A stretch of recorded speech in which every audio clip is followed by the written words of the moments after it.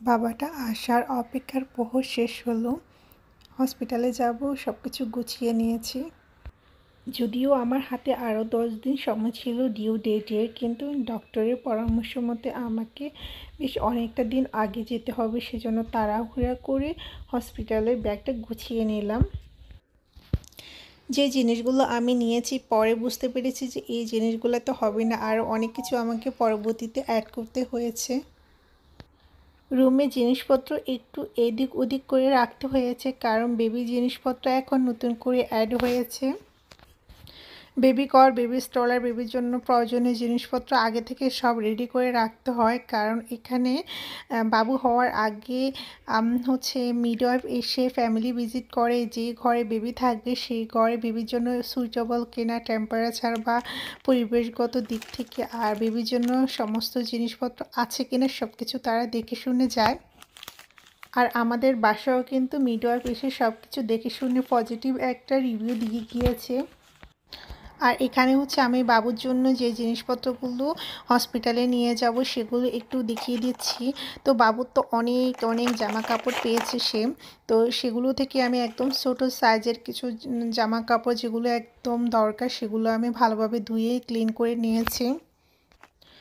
যদিও পরবর্তী সময়ে আমার আরও জামা কাপড় নিতে হয়েছে, আম্মু সেগুলো ধুয়ে ক্লিন করে হসপিটালে পাঠিয়ে দিয়েছিল।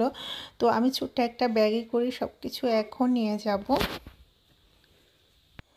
আমার বিগত ভিডিওতে হয়তোবা আপনারা দেখেছেন যে আমার অফিস কলিগরা বাবুকে অনেক কিছু গিফট করেছে, তারা তো দিয়েছে, আর মা বাবা হিসাবে যতটুকু বাকি ছিল সেগুলো আমরা নিয়েছি।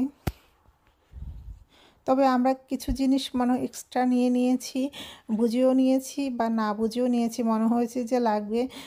দেখা গিয়েছে যে অ্যাডভার্টাইজমেন্ট দেখে অনেক ভালো লাগতো, পরবর্তী সময় দেখলাম যে এইসব জিনিসগুলো আসলে কোনো ব্যবহারই হচ্ছে না। যেমন বালিশের কথা, এখানকার মিডওয়াইফ এবং ডাক্তার সাজেশন দিয়েছেন 1 বছরের আগে বাবুকে কোনো বালিশে শোয়াতে পারবে না বা বালিশ ইউজ করা যাবে না। আর আমি একটা প্রেগন্যান্সি পিলো কিনে, যেটা আসলে আমি একদিনও ভালোভাবে ব্যবহার করিনি। প্রথমেই ভেবেছিলাম যে আল্লাহ, এই পিলোটা কিনলে হয়তো বা আমার রাতে ভালো ঘুম হবে, ব্যথা হবে না। পরবর্তী সময়ে আসলে দেখা গিয়েছে যে এগুলো আসলে ওয়েস্ট অফ মানি।